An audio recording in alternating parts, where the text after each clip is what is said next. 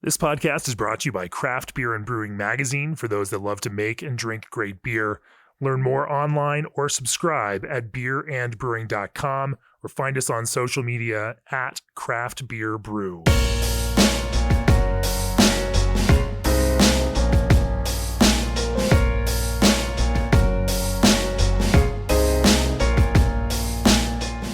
Welcome to the Craft Beer and Brewing Podcast. I'm Jamie Bowman. This is another episode that we're doing right here from the Yakima Valley.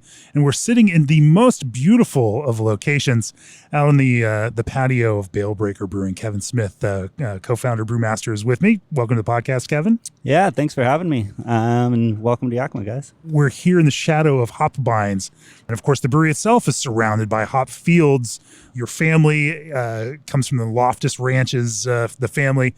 You've built the brewery right here on property that's adjacent to all of the hop fields. And it's a beautiful, beautiful spot. Oh, thank you. Yeah, we opened the brewery here in 2013. It is located in the center of a hop field. That hop field is field number 41. So if you've ever enjoyed one of our pale ales, that's what it's named after.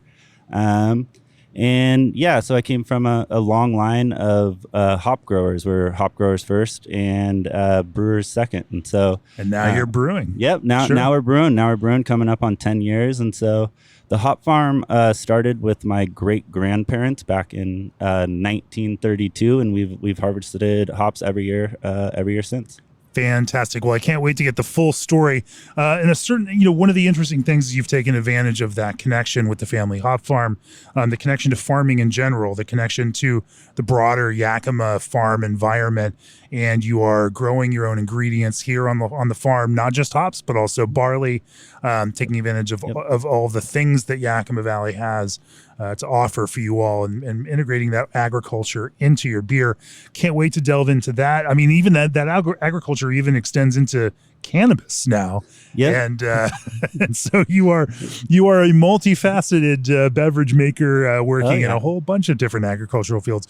We'll talk about that. We'll talk about some fresh hops. We'll talk about using your own hops. We'll talk about your approach to hops. Obviously, you've grown up around them, and here we are. You spend a lot of time around them, much more time than most other brewers out there. So I'd love to talk about all of those things. But first, what if you could chill your beer with a more efficient chiller?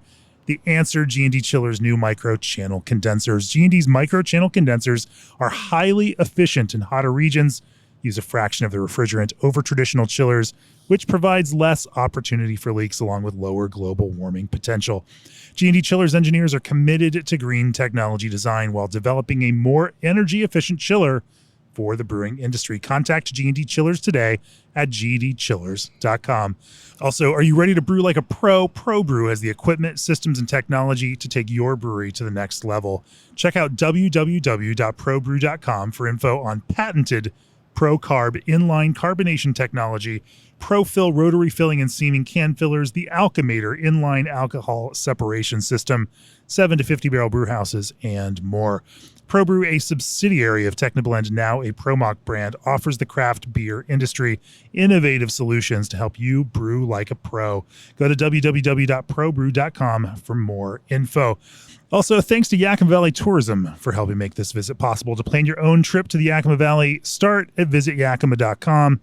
If you love beer, you owe it to yourself to spend some time here in the valley. And of course, this is where beer is grown, where hops are grown, where this provides that foundation for the beer that we love. And it really is beautiful to be here this time of year when hops are on the vine, when harvesting trucks are running back on the street behind us while we talk, where excess hops just seem to line all of the streets of Yakima, Moxie, Toppenish, and whatnot. Like, they're just everywhere.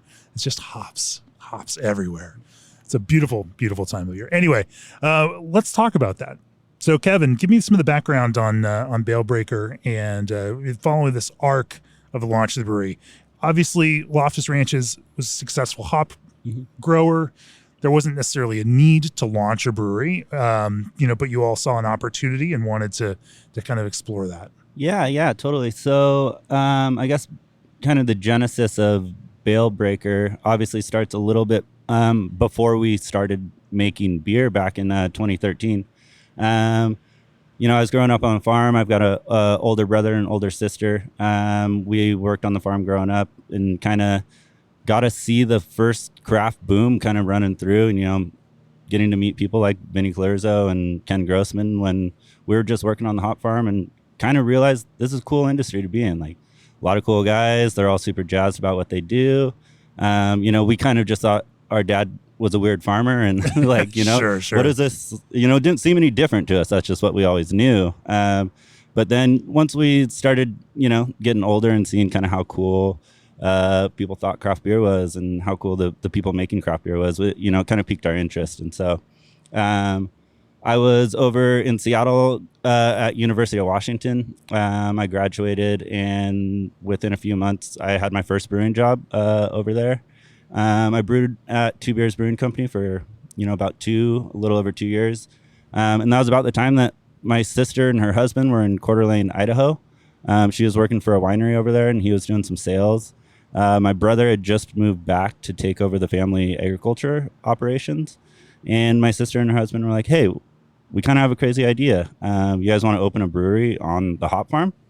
And, there's so many wineries like in the middle of vineyards, and no one's doing it in the middle of a commercial hop farm. And so from my point of view, I was like, oh, hell yeah. Like, I want to make my own beer. That's awesome. I love making other people's beer, but to be able to write your own recipes and take it over from that point in the process was very intriguing to me. So I had the commercial brewing experience, and they had, business, finance, sales. My dad and brother got on board early, and we kind of thought, well, if we're going to do this, let's do it right, and we owe it to a lot of our hop customers to be able to, really show that we care about as much about quality as they do, and we care as much about this industry as they do, not only from the agricultural side, but also from the beer production side. And so that's kind of where it started from. Sure. So as you start the brewery, how did you start thinking about the beers that you're going to make? Now you have an opportunity to drive a beer program for that. Certainly because of the proximity, because of this location here, because of all of the hops all around you and your easy access to them, focusing on hoppy beers is kind of a no-brainer. It makes a whole lot of sense. Oh, totally. And that's what we like to drink too. Yeah. And so after I left Seattle, I actually moved back into our old farmhouse that was built in like early 1900s, around 1900, with my sister and her husband. And we retrofitted an old milk house for cows with a Sabco system. And the year that we were building the brewery, I think we brewed just over 100 batches on the Sabco, trying to dial in our first couple recipes. And so we kind of were trying to do a little different take on like some of the West Coast styles at the time. We like dry beer and big aromatics. And so that's what we were focusing on. And we wanted a really like pointed portfolio when we opened. So we were basically just only brewing pale ales and IPAs out of that little farmhouse. And when we launched, that's all we launched with. We launched with a dry hop pale ale, and which is Field 41 pale ale and Top Cutter IPA. And those have been our two workhorses since day one. Sure.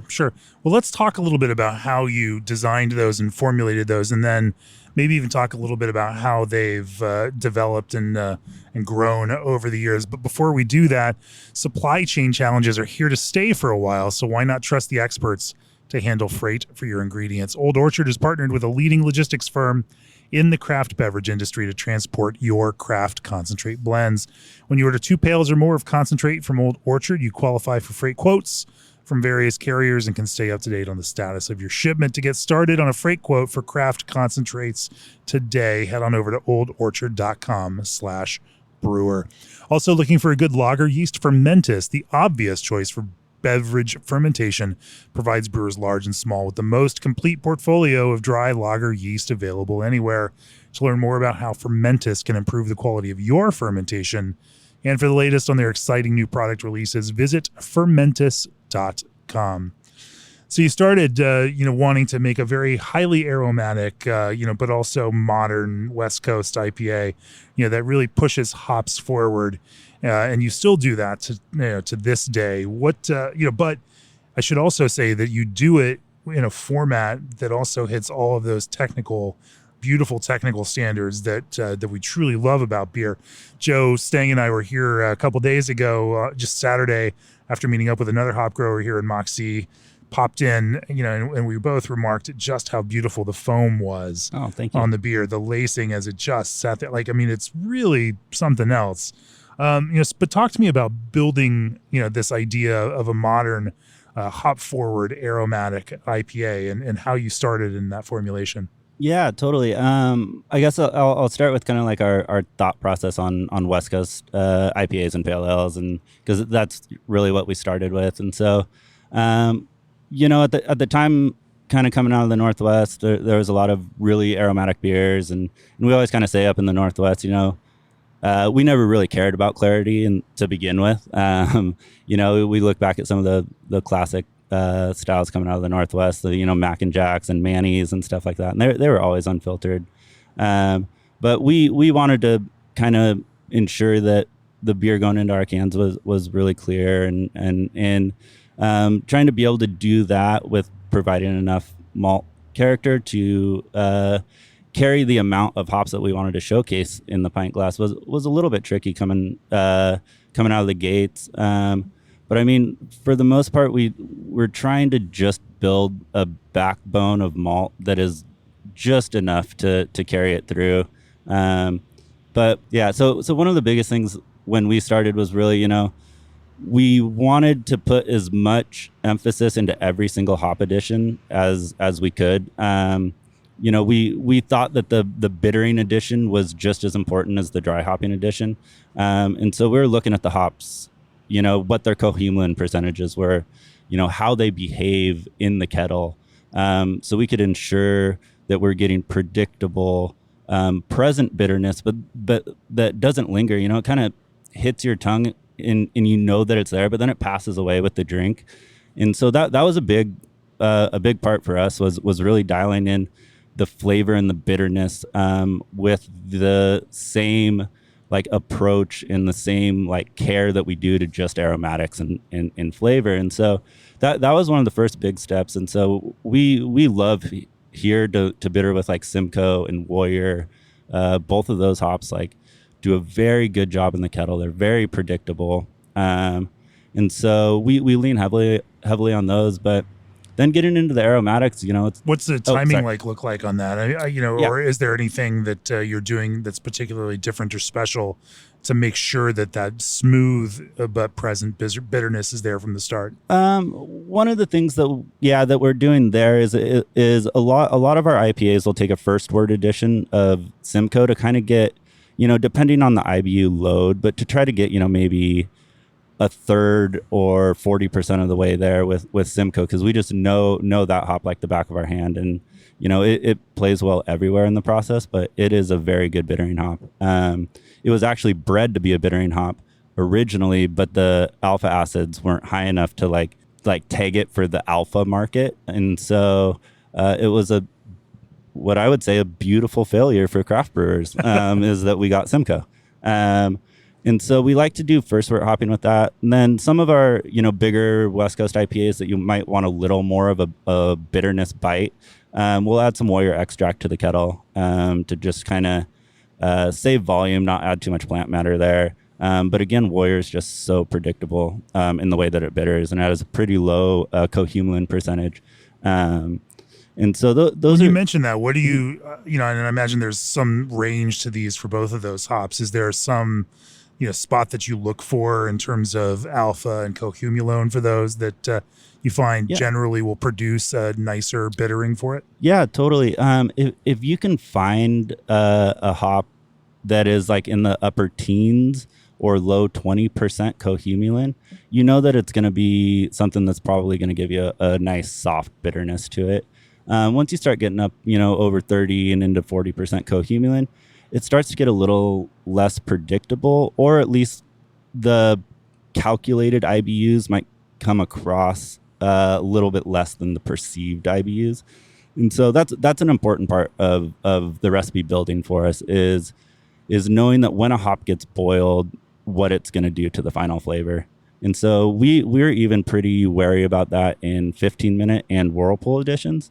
And it doesn't mean that we don't use, higher coh hops in those stages. We just know that we might need to shoot for a little bit lower target IBU potentially, and so or we might use those out of purpose, like in an imperial IPA, to ensure that there's some rough bitterness where people might expect it. And so so for the most part, that like Simcoe's maybe in the high teens in cohumulone, and that's why it's just so beautiful and predictable. And there's a couple old hops too that are out there, like Horizon. I know that one's hard to find now, but that was like down around in the low teens. I mean, I feel like you could throw 150 IBUs in a beer and make it drinkable with Horizon, but I mean that hop's hard to find. That sounds like a challenge that somebody should take up on.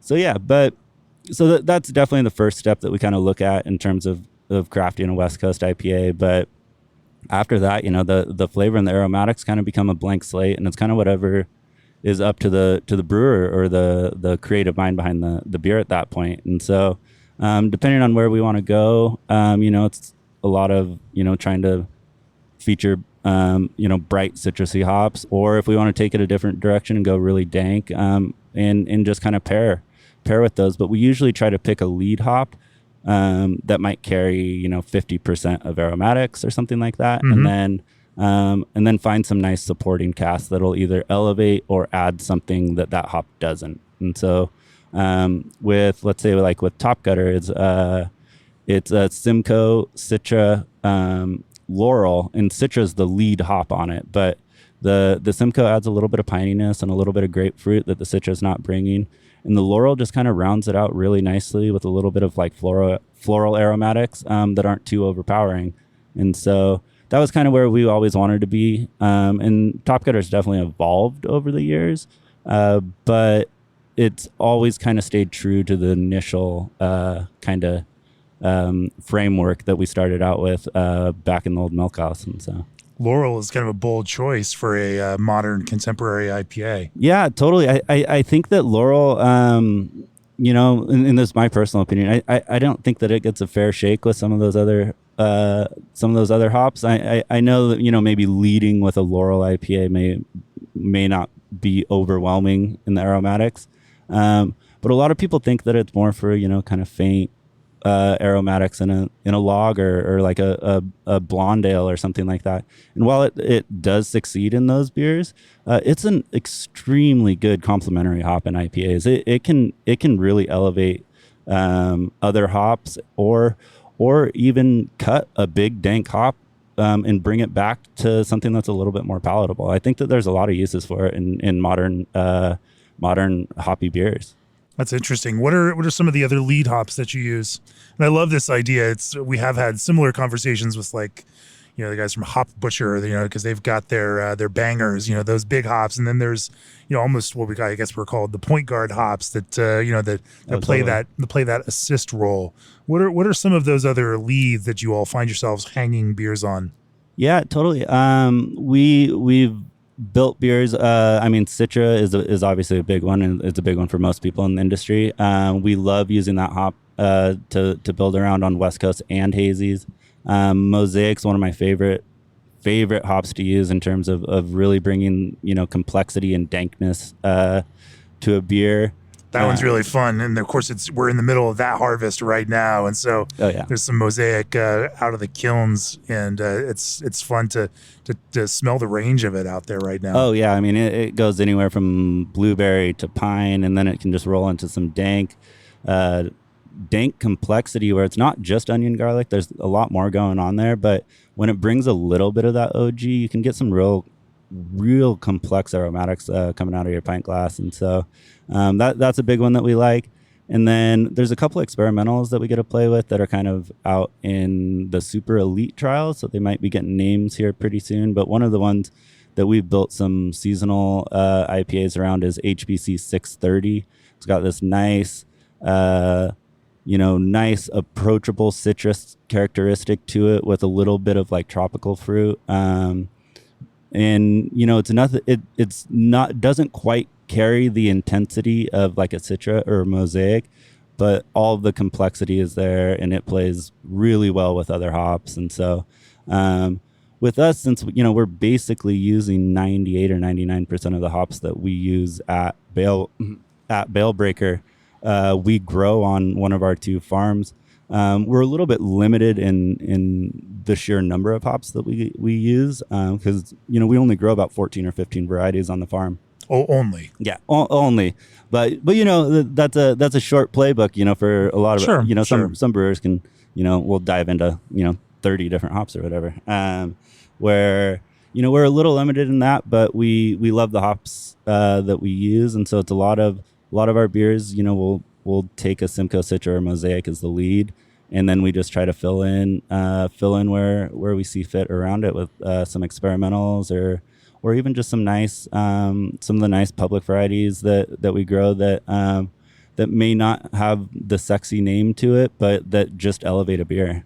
So. And I want to talk more about that too, because you also get to select some of your hops straight off the ranch before they even get out there into the broader world. And I want to talk to you about that a little bit later on. But I want to stay on the IPA train here first and talk about building that malt base, because anyone who pulls up to the brewery sees you've got 2 big silos out there, and one's pale malt and one's Pilsner malt. How do you then build but then you're also like I said, really maximizing foam in the beer and some of the other technical pieces that come with that. How do you build a malt to support, say, a top cutter? So yeah, a part of that is providing enough flavor to carry the amount of hops that you want to deliver all the way through. And so with a top cutter, it's having a good base of 2-row, and then with top cutter, it's just honestly a little bit of Munich, probably upwards of about 7.5% Munich to add a little bit of flavor without any of the cloying sweetness. Sure. Give it a little bit more color than like straw, and then we just use a little bit of dextro pills to round it out. It's a very simple, straightforward West Coast malt bill, but just trying to pick only the enough ingredients that they're all there for a purpose, right? And so that's something that we always strive for here is you can get as creative and complex, but every ingredient needs a role that is defined. And so that kind of helps, bring the simplicity down, or make, taking a very simplistic approach, but everything is really there to do a purpose. And so with that, I mean, Top Cutter is a very basic malt bill. We also will craft, West Coast IPAs where we're blending Pilsner and 2-row, blending Munich and Vienna, adding wheat, adding oats in a low percentage though, where we can still spin it out in the centrifuge and get a clear beer. And so some of those IPAs where we're at, 3 to 5% white wheat and 5% oats, you can get a lot of malt complexity in there without it, drifting all the way to the hazy realm. And but we stay away from some of the crystal and the caramel malts, especially because we're like 70% package, and we just don't, some of those crystal malts might lead to some of those oxidized caramel flavors that kind of shorten a hoppy beer's shelf life, if not done, perfectly well. And so we use a little bit of caramel malt, maybe some of the imperials that you need a little bit more sweetness to back up like the sheer bitterness. Right. But for the most part, it's deliver I wouldn't want to say the bare minimum malt flavor, but make sure that there's enough to carry without it detracting from the hops, because that's the centerpiece of these styles of beer. Sure. Is there anything to your mash strategy, or is it just relatively straightforward? For the most part, relatively straightforward. We like low mash temps. We really like dry beer here, and so a lot of our West Coast IPAs are finishing under 2.5 Plato.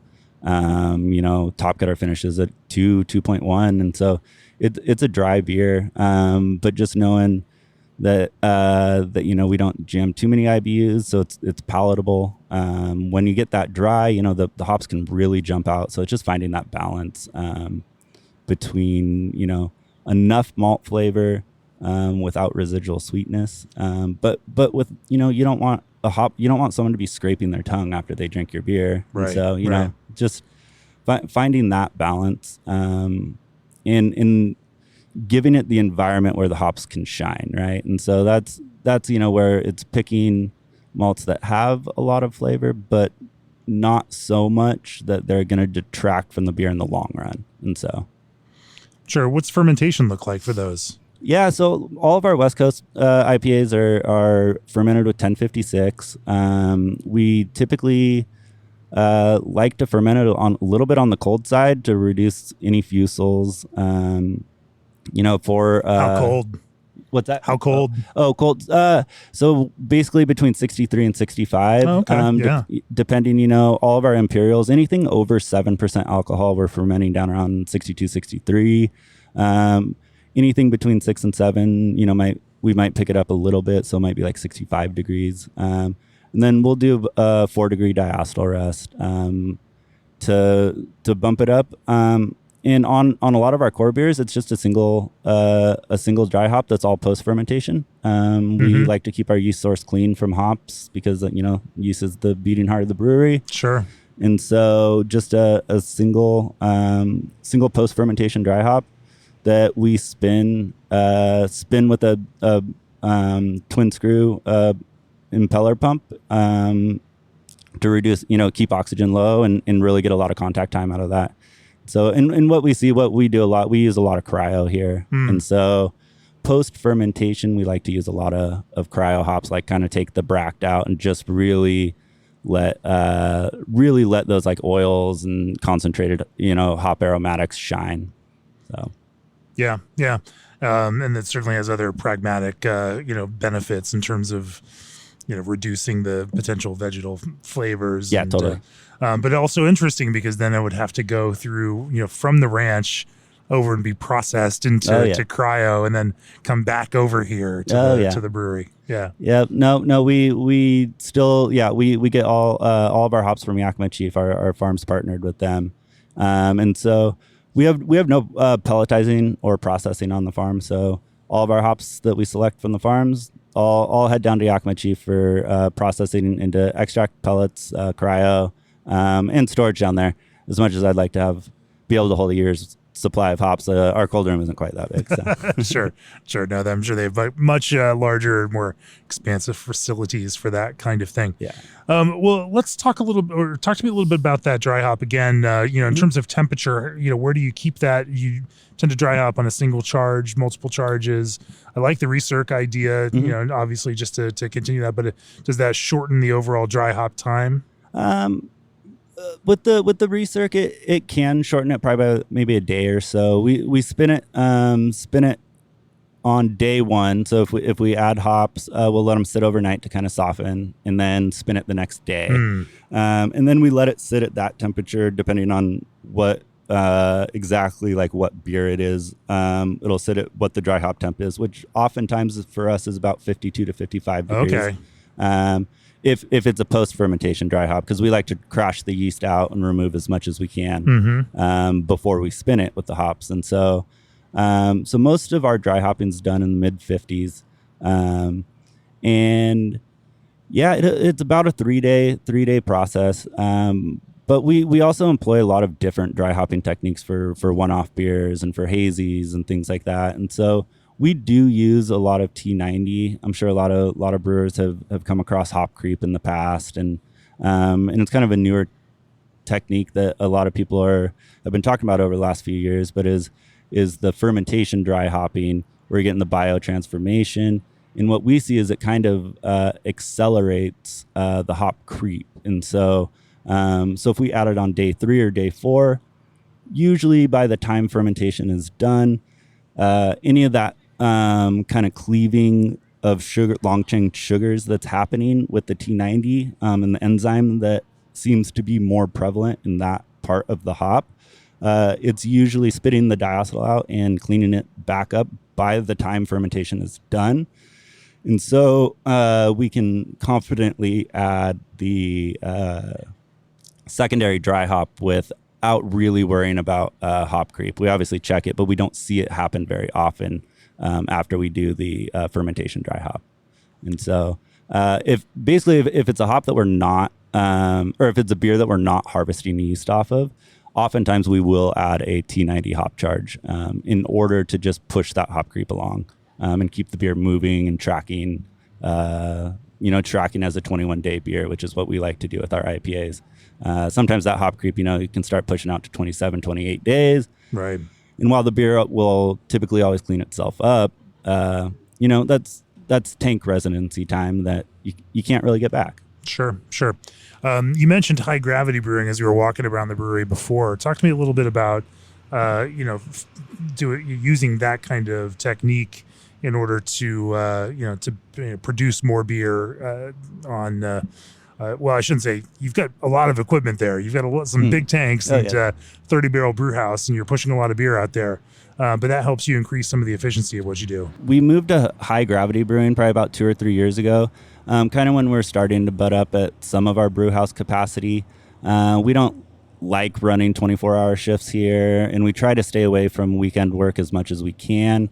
And so when we started seeing that we're, running some 24-hour shifts in the summer when we're running at capacity or brewing 7 days a week, we just kind of started thinking of more efficient ways to use the brew house and the labor that we had without bringing on, too many more new people just for, what is sometimes 8 or 12 weeks in the summer that we really need to be like cranking. Right. And so we started just adding, basically adding more malt to all of our recipes. So anything that the original gravity is about 14.5 Plato or lower, or maybe 15 at the tops, we'll brew as a high gravity beer. And so we'll try to jam in, as much malt as we can. Our mash tun, we can hold, about 3,100 pounds of malt in it. And so we'll just try to max it out basically. And essentially what we're getting then is we'll cast out to the fermenter about 30 barrels of, 20 Plato wort. And then we'll use our hot liquor tank and heat exchanger to cool down sterile hot liquor and blend that back to the target gravity. So essentially what we've been seeing is instead of taking 3 brews to fill a 90, it's 2, and instead of 4 to fill a 120, it's 3. That said, we can't do it on every beer. Imperial IPAs and big stouts, we still have to run just 30-barrel knockouts. But for the most part, it's been able to increase our volume. Sure, we lose some malt efficiency, but we're gaining it back in brewing hours and kind of making sure that we can keep the staff that we have when we crank up, that we can keep up with demand. So Sure. Well, let's talk about looking at hops and evaluating hops. But before we do that, ABS Commercial is a full-service brewery outfitter, proud to offer brew houses, tanks, and small parts to brewers across the country. They stock equipment ranging from 3-barrel to 90 barrels and offer custom-designed equipment up to 900 barrels. Contact one of their brewery consultants today at sales@abs-commercial.com to discuss your brewery project. ABS Commercial, we are brewers. Also, craft the perfect pour with superior fruit from the Perfect Puree. Picked at the peak of ripeness, the fruit is pureed and frozen for optimal fresh flavor and color.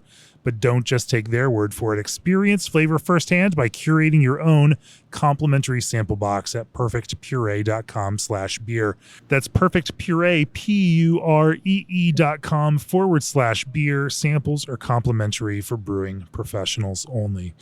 So as we were back there in your old cold box, along with, checking out some of the barrels that you have there, you've got just baggies and baggies of hops coming off the ranch right now that, that you're going through an evaluation process on. As somebody who's grown up around hops, who's spent, a good portion of their life around them, you talk to me about, building that kind of sensory approach and, how you evaluate and, some of the mental tools that you've built for understanding, within the same variety, some of the range of difference, that can come from that, and how you go about that evaluation process. Yeah. So our selection process is unique to the industry for sure. There's some benefits to it and there's a few drawbacks to it. Obviously one of the biggest benefits is we get to see hops all year long in our backyard. My dad and brother are out in the fields, every day. looking at them, we have some insider information. However, one of the drawbacks is, if a brewery is coming into Yakima to select, they can select, they might have hops from 7 different growers out there, where we're only looking at 2 farms. And so, although I believe that they're 2 very good farms, so Sure. so obviously I'm biased, but so what we try to do to be as fair as possible is we're trying to quickly smell the lots as they're coming off. And so our sensory team is together basically every single day, rubbing and sniffing what's coming off of the farm. And so we can give a thumbs up to Yakima Chief, a thumbs up or a thumbs down before it even gets to Yakima Chief. And so once it gets there, then it's, can be on the table for any brewer. And so we're just trying to stay on top of it and rub and sniff and find ours before it gets muddled and into the mix with a bunch of different brewers. And so our sensory team, we go through a lot of training. And we should say this, that, like, you're getting them as kilned whole cone hops. Yes. Before they're baled. Yes, correct. So yes, so the baling team, the night crew and the day crew, each day before they start baling, fills up a gallon Ziploc bag for us and writes the lot number on it and the variety. And so we take it and, each day about midday, we grab a handful of our sensory team that's trained in hop sensory, and we kind of just do a round table and blindly rate the hops. We don't know what farm they came off of. We don't know when they were picked or when they were baled, and so we're just trying to go through blind. We have no alpha acids. We have no oil content, and so we're just trying to look at what is this, I guess, is this our interpretation of Simcoe? Is this the Citra that we want or the Mosaic that we want? And so watching that kind of, because each hop has its own harvest window in it, and even within that window, it kind of evolves. So basically every hop will eventually turn to onion and garlic at some point. Sure. And if the farmers are good and they're getting them off the vines at the right time, that's when you're getting those characteristics that you think of from the varietals. And so we kind of have a target of when we like these hops. And so we like early Simcoe because that's like really grapefruity with a little bit of pine. We don't like our Simcoe to be really dank. We look for dankness in other hops like Mosaic and Equinaut and Citra. We really like to have it like right on that cusp as it's about to turn. We want it really bright, but with like a little bit of roughness around the edges. So we know what we're looking for, and it's essentially just timing when those are coming out of the kiln and being like, yep, that's the Citra that we're looking for, and try to get a decent consensus among the team and get it held and moved on to the next variety. How do you convey that across the team? Because I think for lots of brewers out there, coming across a common understanding of what something is and building a language to describe that together in a collective way becomes its own kind of challenge. 100%. It's pretty difficult. We have a larger sensory team for hop evaluation than most breweries do. A lot of breweries, they're coming from out of town. They're sending their head brewer and maybe a quality team member or something like that. For us, we run basically anyone that would like to be a part of it has to go through a sensory training where we're evaluating, isolated smells essentially. So when someone says, hey, this smells like grapefruit, that the person across the table knows what they're smelling, because sometimes it can be, up to interpretation. Someone might say tropical fruit, but we might want to try to dig a little bit more. Like, are you saying papaya or are you saying mango? Or passion fruit? Those are all different tropical fruits. And so we go through a little sensory evaluation to try to build a lexicon that we can use. So when we're standing around discussing, it's we're all talking, the same language essentially.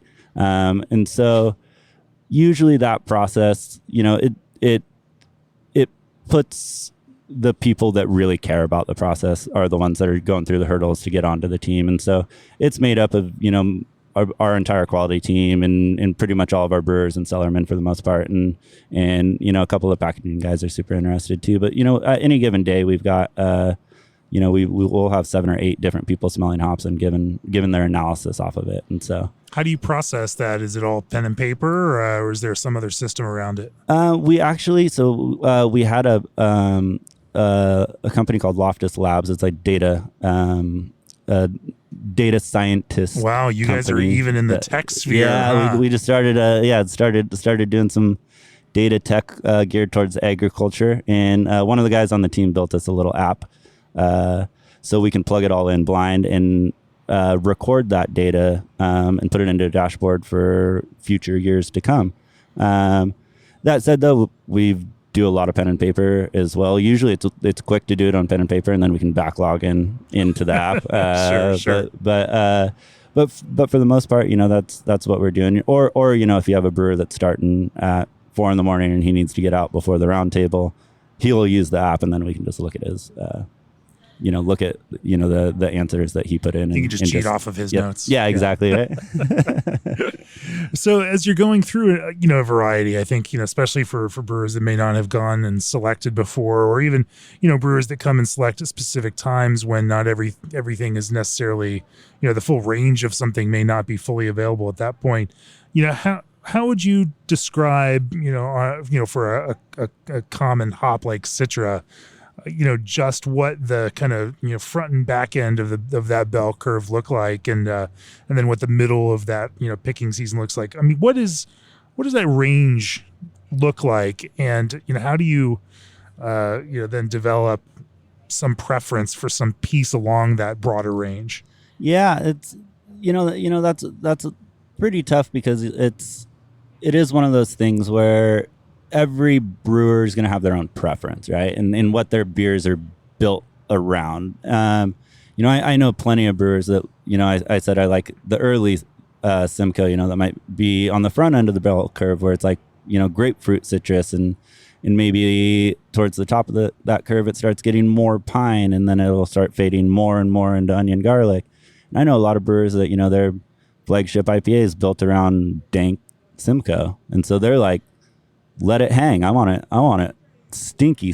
And then that's just not our preference. And so for here, we try to select the hops like in the window that we have built the beers around, I guess is the best way to say it, because it is an agricultural product. And so there is a chance for it to be different year to year and field to field. And, our farms are 25 miles apart. Like, there is a difference, on any given day. Like September 9th in Moxie, those hops smell different than September 9th in Granger. And so just like knowing and understanding that and trying to keep consistency is paramount to the process as possible.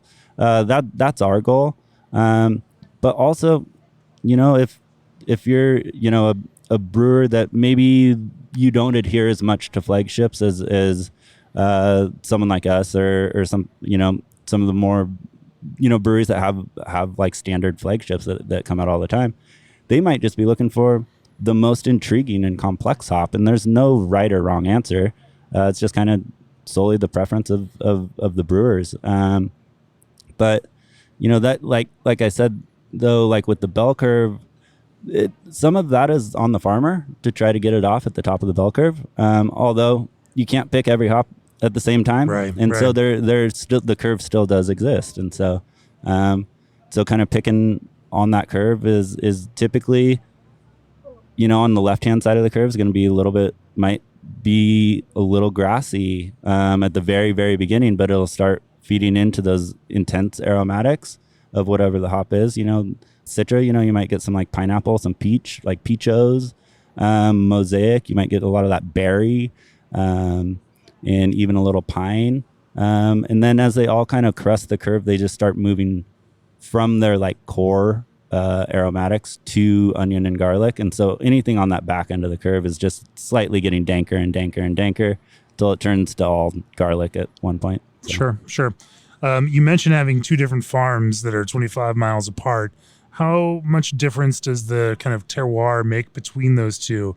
Do you find that, in terms of, what you're selecting within specific varieties, that you are consistently selecting from the same farm for a similar variety? Does you just find yourself preferring Citra from one farm and Simcoe from another farm on a regular basis as you're selecting blindly, or does some of that cross over more often? It's interesting how consistent our pick days and farms have been over the last few years. A funny example of it is I think now it's been about 3 or 4 years in a row we have selected Simcoe from our Moxie farm, Loftus Ranches, on the same day about 4 years in a row. And about 3 out of 4 of those years, Odell's selected the same lot. And so there are friends that are like, have the exact same preference in Simcoe as us. And it's funny, I just saw those guys down at the brewery last week and we laughed again. It was like another year in a row. Like we're either the same lot or within like one day and from the same farm and everything. And so it's funny how that happens. And yeah, we do see, I guess, in difference in terroir, I definitely do see a little bit of difference. Our Granger farm, Tributary Hop Farms, it seems like the ripeness down there is always about 2 days ahead of Moxie. It's a little bit further south. It's like a couple degrees warmer down there, pretty much every day. And so it does seem like those hops mature a little bit faster. It doesn't mean that like the target smells are all that much different or anything, but it's just usually Moxie's just a couple days behind. And so, so we know that during our selection, but we don't put any real weight on one farm versus the other. Like I said, we do all of that blind. But it is interesting to see when we select oh yeah, it's Tributary Citra again, and so it is funny how it falls, definitely. But that's just over the data that we've collected these last few years, and it's interesting to see how consistent we are even being blind. And you're right, even mentioning it in that kind of, Odell capacity, and I've heard this from other brewers, that the same, that they have found that even when they are selecting blind, that repeatedly they're selecting from the same farm and from a very similar time frame for that picking. That that once you develop that idea for it, it's amazing if you're dialed in enough just how consistent that can be. Yeah, totally. I don't know if somehow our brain puts a marker in, and when you smell it just lights it back up. But it is interesting to see that. How has climate change affected any of that? I mean, obviously now, especially like even this year, weather is getting weird. This was a much better year in terms of smoke, but a weird year for the entire hop crop. And then there was a cold spring, and then it got very hot immediately. I know a lot of farms over the last day or two have been talking about, or actually just pausing picking so that some of the later pick hops can sit there a little bit longer and ripen a little bit more before they kick back into that. I mean, it's an odd year for that, which can potentially upset some of those ideas about when and what. Oh, totally. Yeah, you're spot on there. It was a very cold spring, very uncharacteristically wet for the Yakima Valley too, which definitely delayed the hops coming out of the ground. Then it just light switch turned, and it got very, very hot. Puts a lot of stress on the plants. What we saw was more mature plants, that might have been 3-4 years old. They took the heat just fine and bounced back from the cold spring and kind of got into their own groove and finished out just fine. The babies, all kind of first year hops, kind of throughout the valley, kind of look like that they struggled a little bit to bounce back. So it'll be a down year for sure for babies in terms of quantity or yield. Quality, the weird thing about the cold spring, the quality is remaining very high on the plants, at least in what I've seen. The cold spring kind of held the plants back a little bit, so the vine size is smaller, and so you're actually getting a little bit more sunlight directed to the cones, and like less of the plant's energy getting pushed out to like growing leaves and stems and things like that. And so the aromatics and the quality of a lot of the hops out there are very, very good. It's just going to be a little bit of a low yield year. And so obviously that's hard to predict in terms of the climate change, is whether, is it going to be a cold, wet spring, or is it going to be uncharacteristically hot? Like, we just like the unpredictability of the seasons right now is a challenge for farmers. But in terms of the smoke, this was a great year. We only had a couple days of smoke. In years past, it was months on end, and people coming across smoke taint and hops and trying to figure out where is the smoke taint coming from, because it's not uniform across every variety and every farm and everything. So then that leads some people to kind of believe, is it more on picking window or drying or cooling or conditioning? Was it uncharacteristically smoky that day? Those are all questions that don't have direct answers right now, I would say. But it's with anything, it's trying, or with any kind of agricultural crop, trying to just navigate each season with like how unpredictable some of the weather patterns have been over the last few years is definitely a challenge. And like you mentioned earlier, with like some of the hops pausing, a lot of that is in the high alpha hops. They just haven't had enough time to like generate their alpha, right. And so they're letting them hang a little bit longer so they can try to push those alphas up.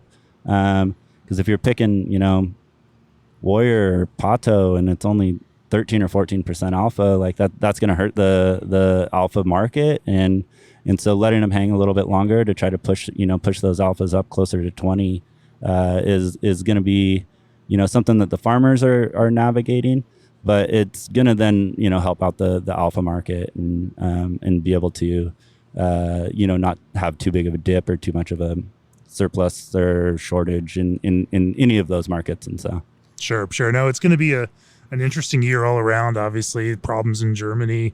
Idaho's having a difficult year this year. There was a lot of hand-wringing earlier this year about additional acres going in, but I imagine by the end of this harvest, nobody's going to be complaining about having an extra 1,000 or 2 acres of hops in this year, given that it's going to be a significantly down year across the board. Yeah, totally. And there's a lot of hops out there coming out of the pandemic, and there could be a little silver lining of not getting into large surplus and shortage like the hop industry saw in the past, and right. It seems like they've been able to avoid that over the last few years, and of really balancing global inventories for the most part. And so with the pandemic, obviously that was unforeseen, and a lot of brewers got hit by that, and so there's still some hops on contracts out there, and so a little bit of a short year may not be a bad thing in the long run. Right. And as long as the quality stays high, brewers should be happy. And so sure. So all that should work out. So speaking of that agricultural piece, you also have a beer on right now, homegrown, which is a fresh hop beer, but that uses barley that you've also grown here on the farm. Talk to me about growing all of your ingredients for beer, and then growing and harvesting your own barley for beer. Yeah, it's that was a fun project. My brother-in-law Kevin Quinn, that was his brainchild, and he took it and ran with it, and it's been a super fun project. We planted about 40 acres of barley just outside of our Granger farm a few years ago, and we've been harvesting that and trying to make 100% estate grown beer for the last few years, and it's been a fun project. We picked boutique barley variety, Franson. It's not as popular as the Copeland and things like that, and so it carries a different flavor than our base malt, which is nice. So our homegrown beers have a distinct flavor profile to them, where the malt is shining through a little bit more than our flagships. And my dad and his cousin, they used to grow grain back in the day, and so when we kind of approached them about this project, they were like, "Yeah, we've done it before. Let's do it again." And so they planted it. They've had some fun with it, and we've had some ups and downs with the crop, but all in all, it's been pretty good. A couple harvests ago, we actually planted wheat and oats as well, and so we could make some hazy IPAs. But these last couple of years, we just went back to barley and just kind of refocused our homegrown as just West Coast IPAs. And so basically, we have once we harvest it, we have Great Western malting out of Vancouver, malt a large batch of Pilsner for us, and then if we want any specialties done, we'll send that over to Link Malt in Spokane, and they'll make some Munich or Vienna or Dexter Pils for us. And so we kind of have a handful of different varieties that we can use to craft some different IPAs. And so right now we're releasing 3 of those a year. We release one in the spring. We release one at harvest time that's a fresh hop, and then we release one in the winter. And so it's been a really fun project and something that we hope we can keep going with, because it's with our tie to agriculture, it's just fun to be able to kind of put all the pieces together. Estate beer. I mean, that really is something and kind of fascinating and interesting. Let's talk about fresh hop. I mean, obviously it's fresh hop season. In a previous episode of the podcast, we went through Single Hill. They're brewing a ton of fresh hop beers, but doing it in a pretty unique way for them. You have a different approach to brewing fresh hop beers, that fits what you're looking for in fresh hop beers. Talk to me about the way that you brew a fresh hop beer. Yeah, totally. We've gone through a lot of different iterations of our fresh hop beers, and we're happy with where we've settled now. But when we first started, I mean, we're our flagship fresh hop beer that we do just for ourselves was called Piled High Fresh Hop IPA, and that started out as actually a 100% wet hop beer. We wet hopped the mash, we wet hopped the Grant. We first worked with body bags of wet hops, a 15-minute edition, Whirlpool hop back. And then post-fermentation, we'd move it out of a fermenter into another fermenter stocked full of fresh hops. And so it was a very unique beer. Some people were like, this tastes like eating a hop cone. And at that point, we were kind of like, well, this is what we're going for. Although then we found out that was extremely unpredictable, and 1 year it would turn out absolutely amazing, and 1 year it would taste like vegetal matter. And so we slightly moved away from that to kind of get a little more predictability. And so right now what we're doing is we typically like to try to add wet hops whenever we can. So we always throw them in the mash because it's just fun. It makes the mash smell good when you're mashing in. But then we've got a 20 barrel hop back on our 30 barrel brew house. We obviously got it massively oversized just for fresh hop beers, and so we fill that up. We try to get about roughly probably right around 15 pounds per barrel of wet hops on the hot side, and then we supplement just to get baseline bitterness with pellets in the kettle.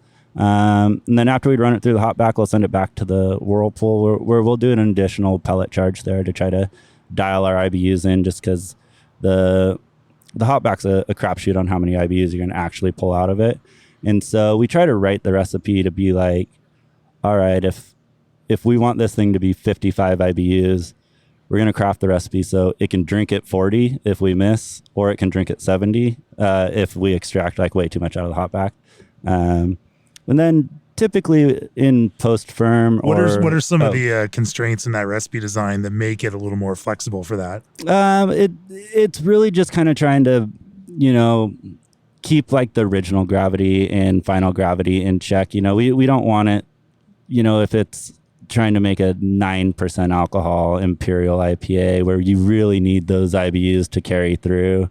And if you miss it, you're just going to kind of have this sweet malty water with fresh hop aromatics on it. And so so it's just kind of staying within bounds. We like it like it to be dry and kind of just shoot just under our target to give us a little bit of wiggle room there.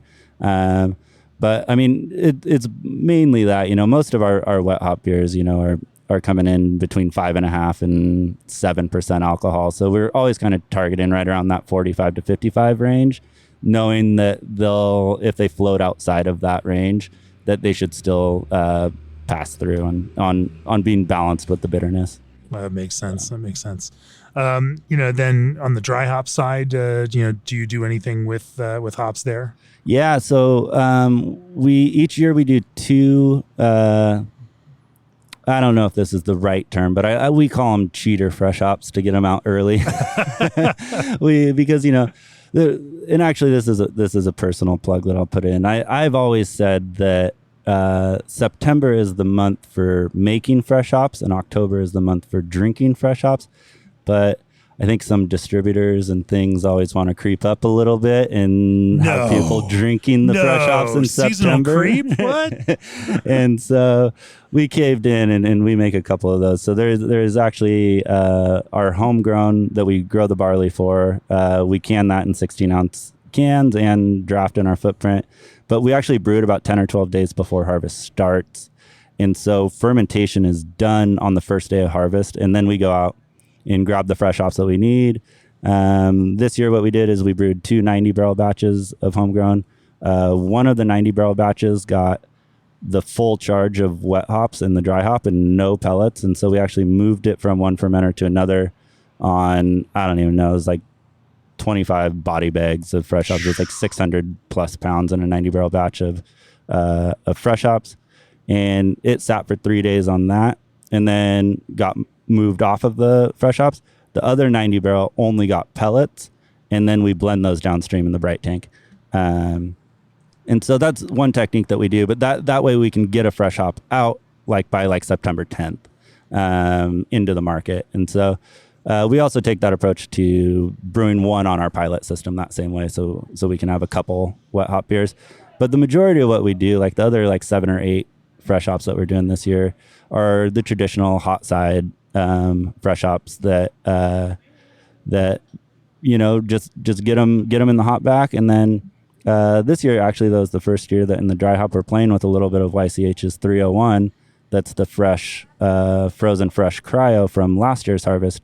And so if we want to bump that fresh hop aroma up, now we have the ability to in the dry hop with pellets as opposed to bagging a bunch of hops and moving the beer all around and getting worried about oxygen and whatnot. So sure. We'll leave it to those more pedantic than we are to determine whether that fits some general definition of fresh hop or not. Oh yeah, totally. That's an argument for another day. You looking at Bale Breaker where you are now, what does the big picture look like for you all? What do you hope to achieve from here? What does success look like, and how will you know when you all have achieved it? Oh man, that's $1 million question. Right now, we're just selling in Washington, Oregon, and Idaho. That's our footprint. We've gotten up, we're right around 27,000 barrels.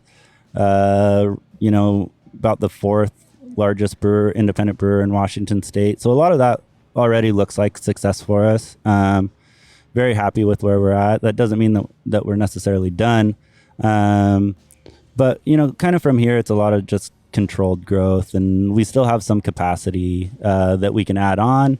So it's just being smart about what markets to enter to keep a controlled growth going, where we can keep an eye on our quality, keep the beer close to home so we know it's getting sold fast, and not overextend ourselves or our employees, and just kind of try to hit our growth metrics with as much planning and foresight as possible, and that would be a success for us. Is this landscape constantly changes in the craft beer industry, and it's just to always have innovation on the forefront, and so we're always a part of the conversation, and so we don't get forgotten about or left behind in the way that the industry and consumer tastes are evolving.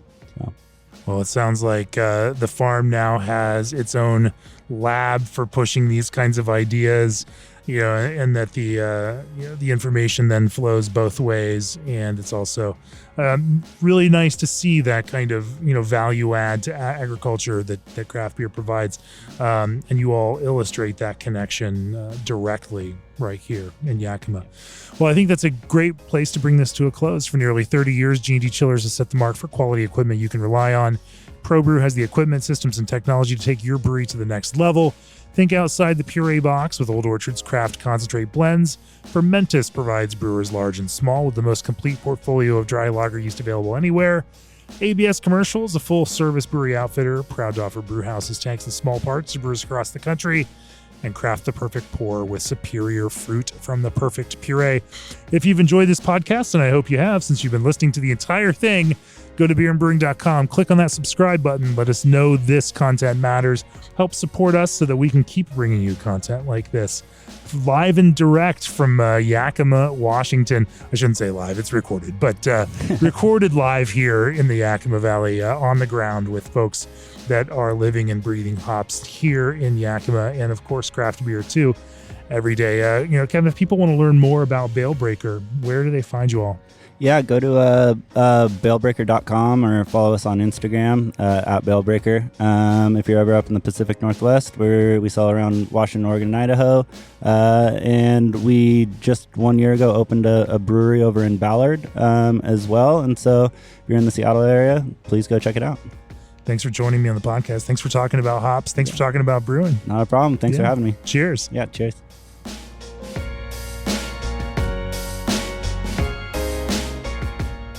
This podcast is brought to you by Craft Beer and Brewing Magazine for those that love to make and drink great beer. Learn more online or subscribe at beerandbrewing.com or find us on social media at Craft Beer Brew.